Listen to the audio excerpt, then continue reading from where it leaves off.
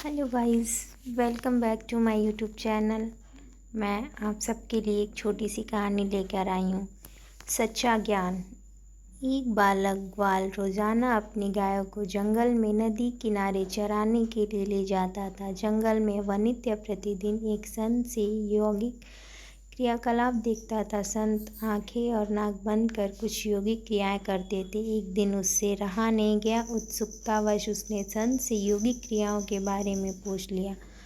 बाल ग्वाल के सवाल पर संत ने जवाब दिया कि वह इस तरह से भगवान के साक्षात्कार करते हैं। संत के प्रस्थान करने के बाद ग्वाला भी यौगिक क्रियाओं को दोहराने लगा और इस बात का संकल्प ले लिया कि आज वह भगवान के दर्शन साक्षात करके ही रहेगा। ग्वाले ने अपनी दोनों आंखें बंद कर ली और नाक को जोर से दबा लिया। श्वास प्रभाव बंद होने से उसके प्राण निकलने की नौबत आ गई। इधर कैलाश पर्वत पे महादेव का आसन डोलने लगा। शिव ने देखा एक बाल ग्वाल उसने साक्षात्कार करने के लिए कठोर तप कर रहा। उसके हठ को देखकर शिव प्रकट हुए और बोले, वत्स, मैं तुम्हारी तपस्या से प्रसन्न हूँ, तुमको दर्शन देने आया हूँ। ग्वाले ने आंखें बंद से इशारा कर पूछा, आप कौन हैं? भोलेनाथ ने कहा, मैं वही भगवान हूँ जिसके लिए तुम इतना कठोर तप कर रहे हो। ग्वाले ने आंखें खोली और सबसे पहले एक रस्सी लेकर आया। चूंकि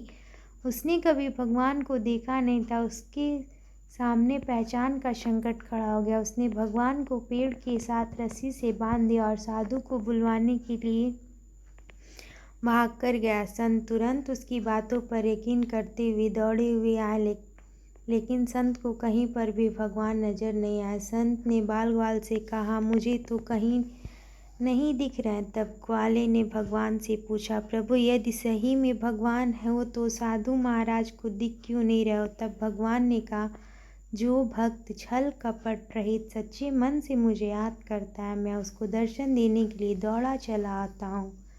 तुमने निश्चिंत मन से मेरी आराधना की है, अपने प्राण दांव पर लगाए और मेरे दर्शन का दृढ़ संकल्प लिया। इसीलिए मुझे कैलाश से मृत्युलोक में तुमको दर्शन देने के लिए आना ही पड़ा।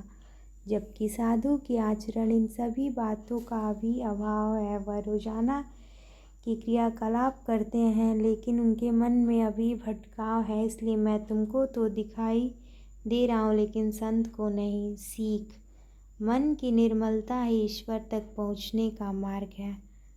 गाइस, मेरी वीडियो आप लोगों को अच्छी लगी तो please like, share and subscribe. Thank you.